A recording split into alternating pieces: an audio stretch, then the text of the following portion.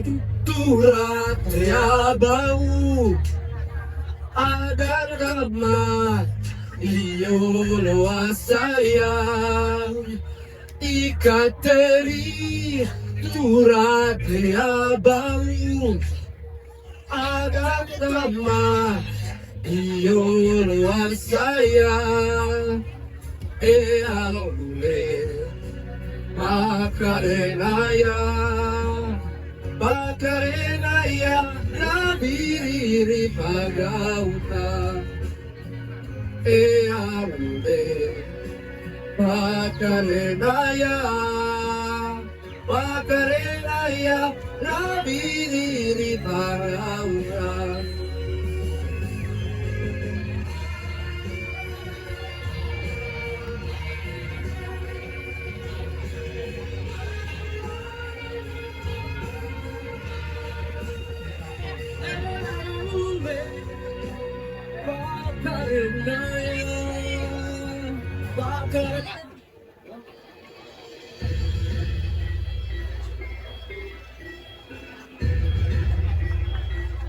Di ujung waktu, di tanah asing yang jauh dari aroma tanah leluhurku, aku berdiri di sini, diasingkan bukan karena gentar, tetapi karena cinta. Cinta akan Islam, cinta akan tanah Jawa yang tidak akan pernah padam. Oh Sang Sultan, Sang pemimpin Mataram Islam, di tanganmu negara dan agama berdiri tegak berdampingan, bak sepasang sayap burung Garuda yang mengepak menuju langit kebebasan. Para petani menanam, mencangkul dengan tenang. Para santri mengaji, mencari hikmah terdalam. Dan tanggung jawab dipikul dengan penuh amanah, dengan penuh nurani. Tetapi sekarang, apa yang sedang kulihat di balik jeruji tak kasat mata ini? Kesultanan yang dulunya kudamba kini telah berubah hanya menjadi sebuah bayangan. Nah, Yogyakarta telah tunduk pada para penjajah Belanda. Kesultanan yang dulunya megah, mewah, kini telah kehilangan marwah. Penuh kemaksiatan, penuh perebutan warisan dan kekuasaan. Mereka tunduk pada para penjajah Belanda demi sebuah emas, sebuah harta, dan demi sebuah jabatan semata. Sementara rakyatku, mereka kelaparan, mereka hidup dalam penuh kesengsaraan, direbut, dikeruk, tiada batas kepemilikan. Aku tak sudi dia, aku akan berdiri dan melawan. Akan kukorbankan jihaduk Islam, bukan demi emas, bukan demi harta, tahta, tetapi demi mengembalikan keadilan dan kebebasan di tanah airku yang suci ini. Allahu Akbar, Allahu Akbar, Allahu Akbar.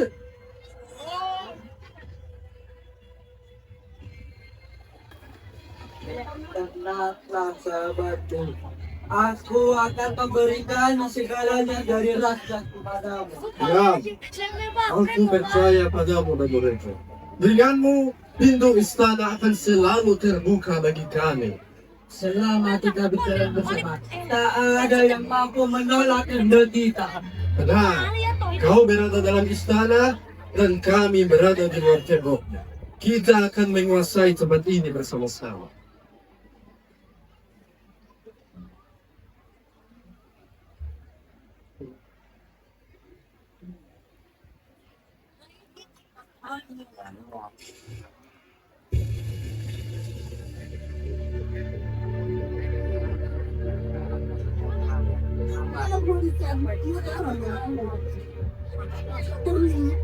Pokoknya berjuang setelah begitu kau wibawa raja untuk besar. Namun kini Bayang-bayang kelam menyelimuti istana. Perpecahan Mataram telah menggaris luka dalam sejarah. Perjanjian Giyanti yang katanya demi perdamaian justru menjadi maling kepercayaan, membelah Mataram menjadi dua, Kesultanan Surakarta dan Kesultanan Yogyakarta. Dari rahim perjanjian itu bukan lahir kemegahan, melainkan rentakan dan mencabik-cabik wibawa kerajaan.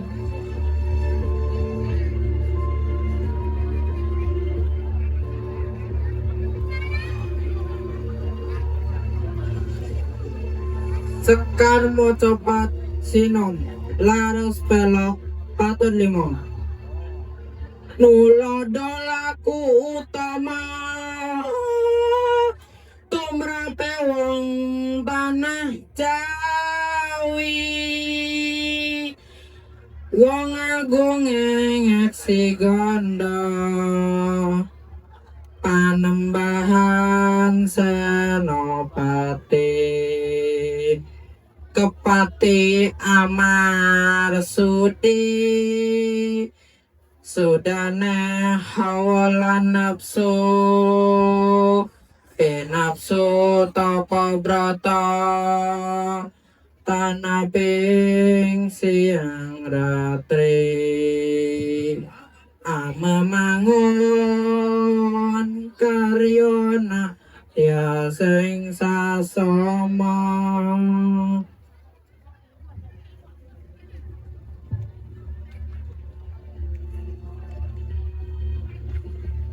Di balik tembok keraton bukan suara rakyat yang bergema, melainkan bisikan kepentingan. Sang Patih dan Nurjo, tangan kanan Sultan, lebih condong pada langkah asing daripada bangsanya sendiri. Kedekatannya dengan Jenderal Van der Kolk, utusan Belanda, menjadikan istana bukan lagi benteng kehormatan, melainkan panggung pengkhianatan. Teman, baca genai, bersiaplah kalian. Tuan, ampunilah kami. Panen kami sedikit. Jika pajak ditambah, anak-anak kami akan kelaparan, Tuan. Tidak ada kata tapi. Bayar pajakmu atau kalian akan dihukum di depan umum. Sawah kami kering, ladang kami gagal. Tolong, jangan bebani kami lagi. Hah? Banyak omong. Kau tidak dengar apa yang dia katakan, ha? Sekali lagi ku dengar rincian itu keluar dari mulutmu. Kau rasakanlah pelurutku ini. Biadab kau! Tuan Patih, mengapa engkau selalu berpihak kepada Belanda? Maka engkau seharusnya membela rakyatmu sendiri.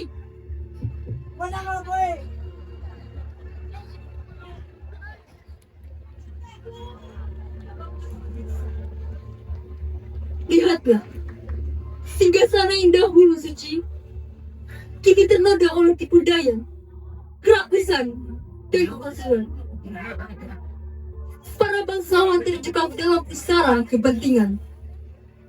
Rakyat menderita, sementara bayangan Belanda kian menancapkan kukunya. Inilah wajah keraton yang kehilangan marwahnya. Bukan lagi rumah bagi kejayaan Mataram, melainkan sarang intrik. Namun, di sisi lain, jauh dari hiruk pikuk keraton yang penuh intrik, berdirilah sebuah tanah yang damai. Tegarjo.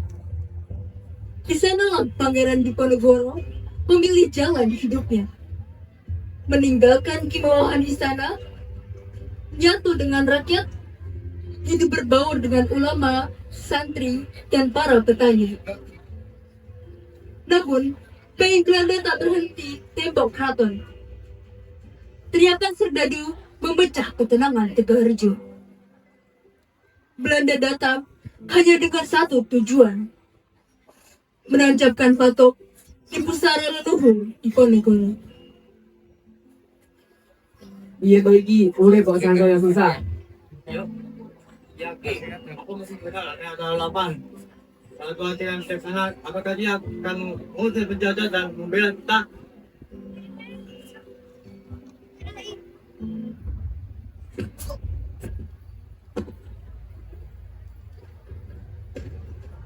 Tegalrejo tak lagi tenang. Awak, Hilang ikan kecil apa? kopang dah. Guru bersama Kiai Mojo dan Raka. Mendengar kabar itu dari seorang pribumi Dia tahu pangeranmu itu bahwa kami berdaju tidak mengambil alih wilayah kalian. Akan kupasang atau ini untuk menandai wilayah kami. Ah. Sekarang silap belum kalian. Jangan kalian gaduh, akan aku balas suatu saat nanti.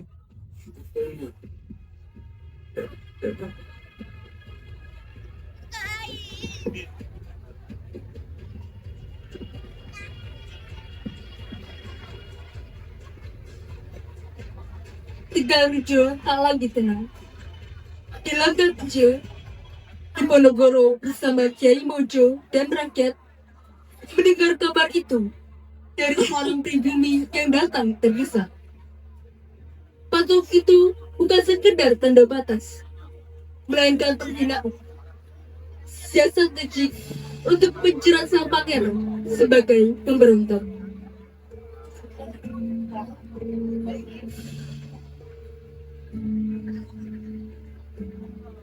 Kiai, sampai kapan rakyat kita akan terus terinjak-injak seperti ini? Darahku sudah mulai mendidih melihat kezaliman para penjajah Belanda. Lebih baik aku mati terhormat daripada harus hidup berjajah di bawah tekanan para penjajah Belanda. Tenang, Pangeran. Saya paham apa yang Pangeran rasakan.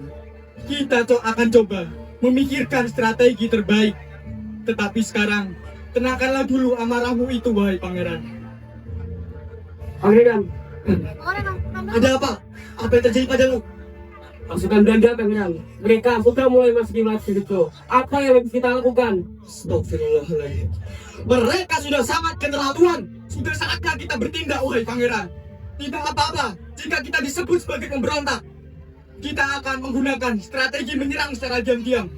Culik mereka satu persatu dan kita akan menghilang di tengah gelapnya malam. Pangeran, kami, para kaum wanita, siap membantu pangeran. Dengarlah, wahai saudara-saudaraku seiman, para santri, kiai, bangsawan, dan para kaum perempuan. Akidah kita telah lama terinjak-injak oleh para penjajah Belanda dan para pengkhianat yang rela menjual kehormatannya demi sebuah dunia yang fana. Tidak ada hal lain yang bisa kita lakukan selain jihad fisabilillah. Kita tidak hanya akan melakukan pertempuran, kita tidak hanya akan melakukan pertumpahan darah, tetapi kita akan menegakkan kalimat La ilaha illallah Muhammadur Rasulullah. Allahu Akbar. Allahu Akbar.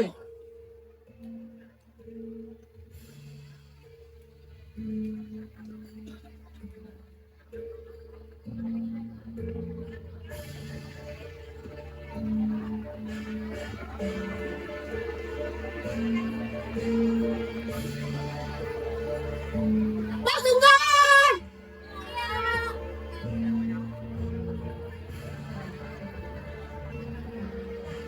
Wahai saudariku, jihad ini bukan milik laki-laki semata. Jihad ini milik tiap wanita yang memiliki iman, yang menimang harapan, yang merajut keberanian, yang menjadikan ridho Allah sebagai tujuan. Takbir! Allahu Akbar.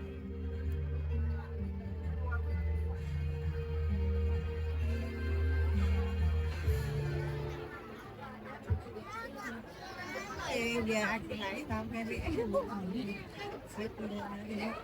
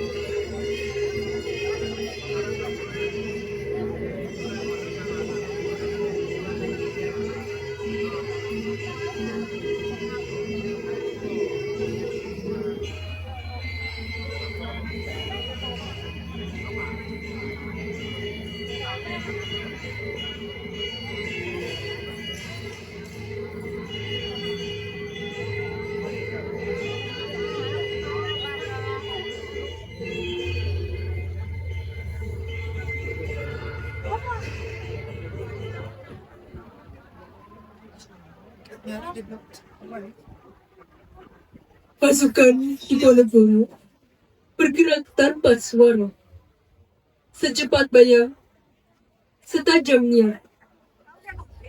Dari balik hutan dan lembah, rakyat jatuh dengan tanduk. Keril yang menjadi napas perlawanan.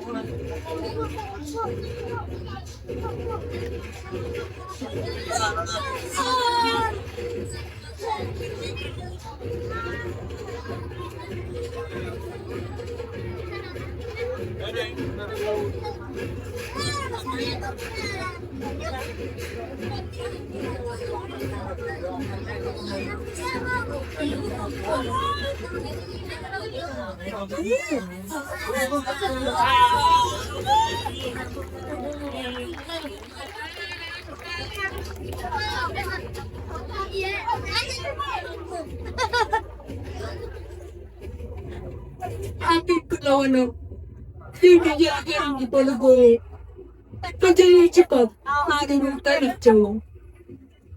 Pasukan Diponegoro menjerat secara tiba-tiba, lalu menghilang tanpa jejak. Belanda kewalahan.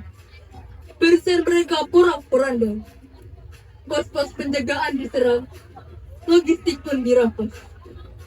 Kekalahan demi kekalahan membuat Belanda mengubah siasat. Di bawah komando Jenderal Van de Kolk, Belanda meninggalkan taktik perang terbuka. Mereka membangun benteng-benteng kecil di berbagai wilayah yang dikenal sebagai benteng Stelvio.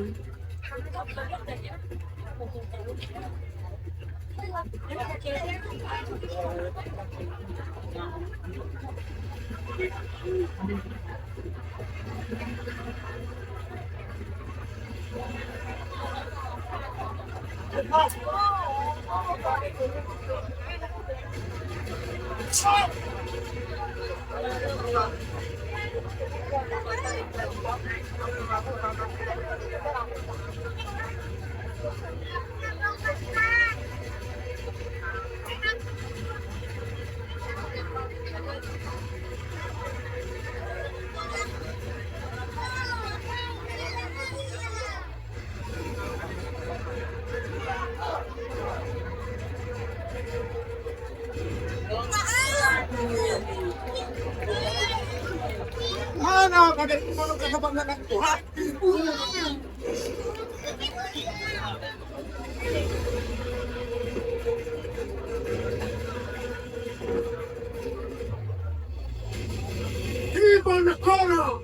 Diponegoro, keluar kau dari balik gua dan lisan leluhurmu. Tunjukkan dirimu sebelum aku membakar tanah ini dengan bersih dan api. Berhentilah kau berlagak seperti seorang pahlawan. Kau bukanlah apa-apa melainkan tikus busuk yang bersembunyi dan berimbang. Kau pikir ini tanah leluhurmu? Bukan. Ini papan sakumu. Tapi berani sekali kau Diponegoro. Berani sekali kau menghabisi serdaduku. Mereka adalah tanganku, kakiku, dan darahku yang kupercayakan untuk ditarik. Tapi kau lumatkan mereka dengan jebakan suku itu. Kau membuat kehormatan dicabik-cabik. Kau membuat abang dicaci. Dan yang lebih lit, kau membuat nama negara itu menanggung malu di hadapan dunia. Dengarkan baik-baik wahai pemberontak. Kekalahan ini tidak akan berlangsung lama bagi Belanda. Aku akan membalik tanah ini menjadi bejana. Jalannya akan kupotong, napasnya akan kupersempit, dan ruang gerak yang akan ditelan. Kalian semua akan terkepung dari segala sisi. Dan demi kehormatan Belanda, siapapun yang bisa membawa Diponegoro ke hadapanku hidup-hidup, aku akan memberinya 50.000 gulden. Udah, amas yang cukup untuk membuatmu hidup seperti seorang raja. Bawa dia ke hadapanku, dan aku tunjukkan pada dunia bahwa Belanda masih berkuasa, bukan mainan bagi tikus hutan seperti ini. Diponegoro menjadi untuk menyelamatkan rakyatnya, dia tarik mundur pasukan. Di sisi lain Belanda yang sudah menanggung kerugian besar tak ingin perang berlanjut. Mereka menyiapkan siasat terakhir. Manfaatkan bulan Syawal saat orang saling bersilaturahim. Belanda mengundang Diponegoro untuk bertemu di Magelang. Tapi di balik senyum dan jabat tangan tersimpan tipu daya. Pertemuan itu bukanlah musyawarah, melainkan jebakan terencana yang disusun oleh Belanda. Selamat datang. Selamat datang Sultan Abdul Hamid Biru Cokro di Ponegoro. Senang bertemu dengan Anda.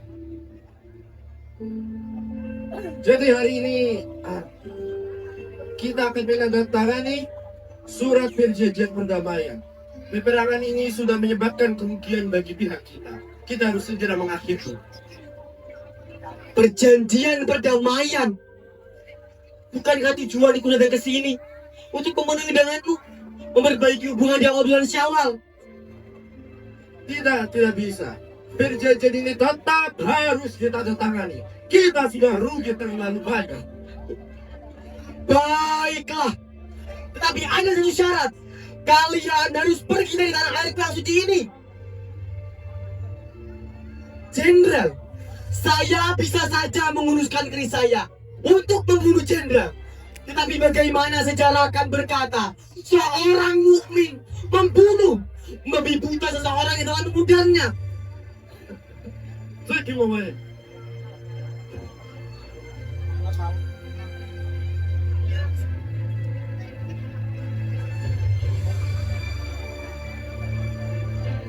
Dan ketika sang pangeran menolak tunduk, mereka menahan dan mengasingkannya. Membungkam suara yang selama ini mengguncang kekuasaan kolonial. Dari Magelang, Pangeran Diponegoro dibawa jauh dari tanah kelahirannya. Namun, semangatnya tak pernah luntur. Ia pergi sebagai tawanan, tetapi namanya tetap abadi sebagai simbol kehormatan.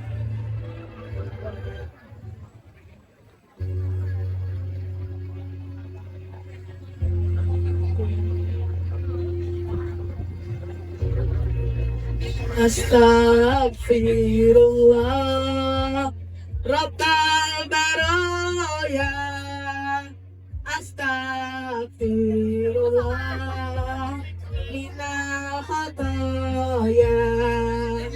Astagfirullah Rabbal baraya.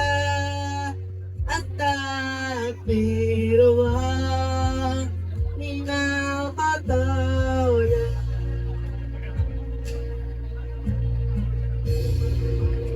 Rabbi zidni ilman nafi'an wa wafiqli amalan maqbulan.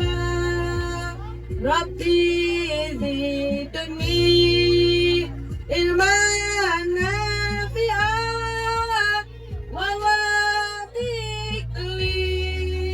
amalan maqbulan.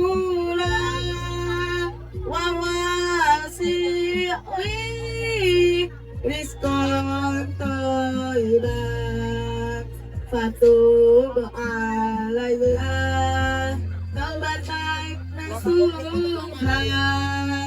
fatub alaya tawatan asfuha astaghfirullah rabbal baraya astaghfirullah minal khatar.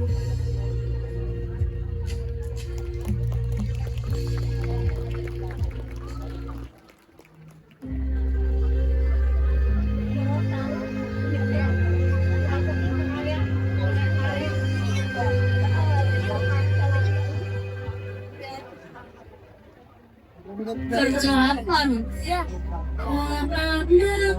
rumahku sasa yang seharusnya menjadi sebuah pelindung kini hanyalah panggung teater dalam asing yang murung.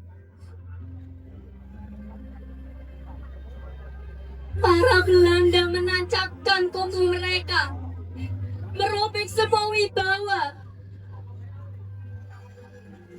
Dan para bangsawan itu, mereka berjuang tanah-tanah leluhur dengan harga nista.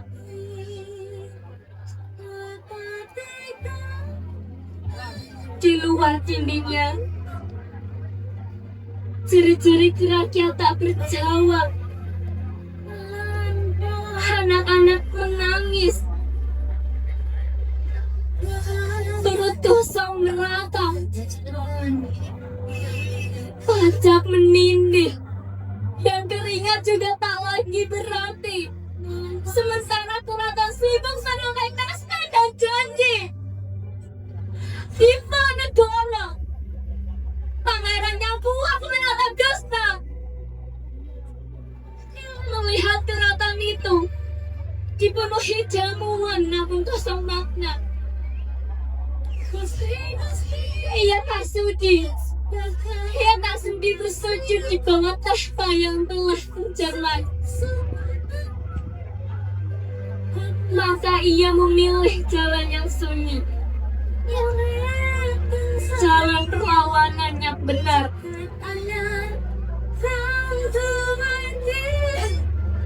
Di bawah langit senja, ia memanggil rakyat jelata, santri bersakut, petani berikat kepala, bahkan bangsawan yang masih setia pada hati nurani, turun bersama, mengikat sumpah di bumi pertiwi. Tak hanya lelaki yang menghunus keris dan bedil,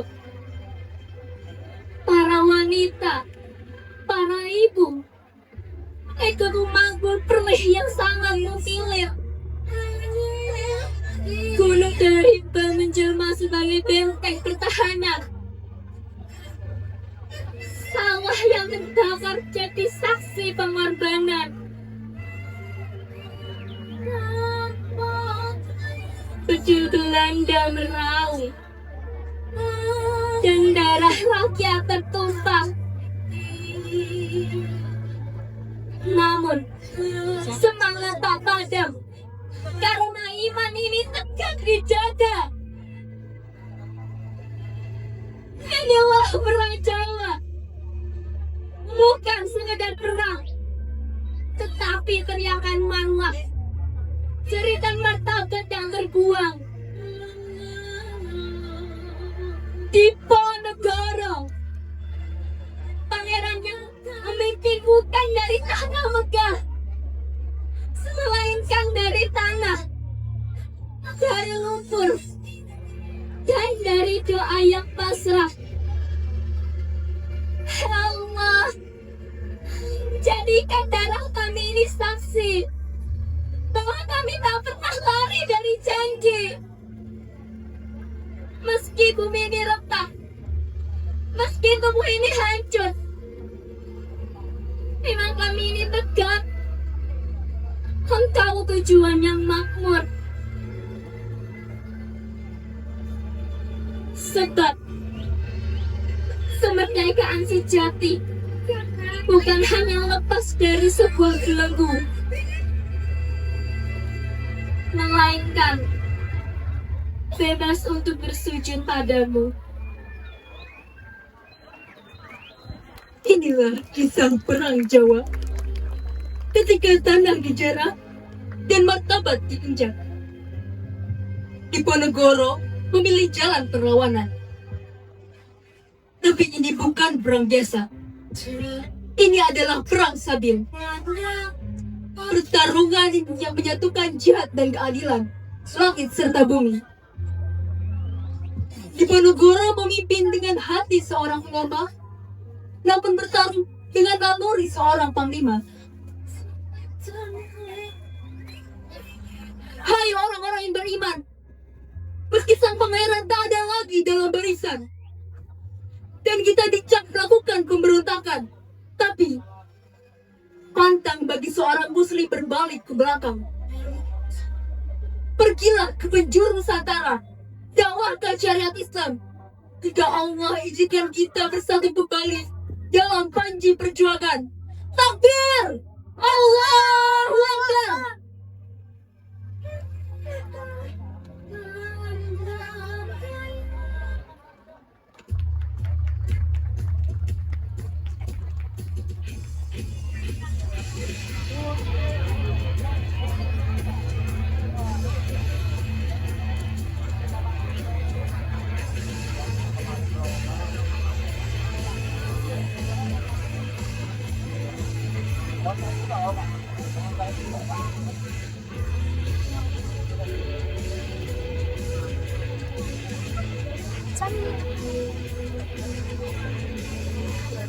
Allahu Akbar, Allahu Akbar, Allahu Akbar. Dalam setiap untuk kamu berjuang, maju serentak membela kebenaran untuk negara, bangsa dan semuanya. Hukum Allah tegakkan, untuk Allah tegakkan.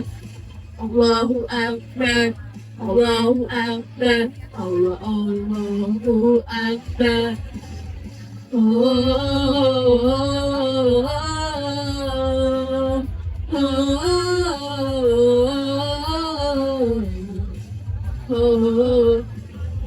Putra putri Islam harapan agama, majulah serta menggapai persatuan kalam Tuhan. Mari kita memuji, mari kita memuja, mari kita memuji, mari kita memuja, tegaklah bersatu dalam Tuhan. Kalam suci menyatukan berjuang, maju serentak mencapai kemenangan untuk negara, bangsa dan keadilan. Tuhan hidupkan, Tuhan hidupkan. Allahu Akbar, Allahu Akbar, Allahu Akbar.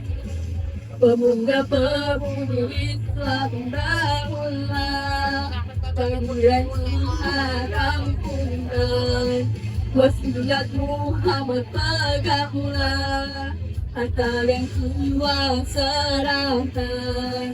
Bina persatuan, jinakan perpecahan. Bina persatuan, jinakan perpecahan.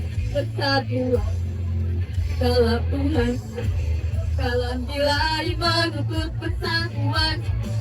Perpecahan melumpuhkan kekuatan, pertikaian menguntungkan musuh Tuhan. Hanya iman tauhid dapat menyatukan, kekuatan agama menjadi tujuan. Hidupkan, hidupkan. Allahu Akbar, Allahu Akbar, Allahu Akbar. Ketika kita Diponegoro telah dihasilkan, namun api perjuangannya tak pernah padam. Bangkitlah generasi muda, lanjutkan semangat Diponegoro yang dalam diri kita. Allahu Akbar. Allahu Akbar. Allahu Akbar. Allahu Akbar. Allahu Akbar. Allahu Akbar. Bukan percaya, bukan berdamai, mengucapkan salam Tuhan, salam ilahi berpersatuan, perpecahan melumpuhkan kekuatan, ketika yang membutuhkan musuh Tuhan, hanya iman tauhid dapat menyatukan, ketukan agama menjadi tujuan. Bagi hati kita, bagi hati kita. Allahu Akbar, Allahu Akbar, Allahu Akbar. Yeah.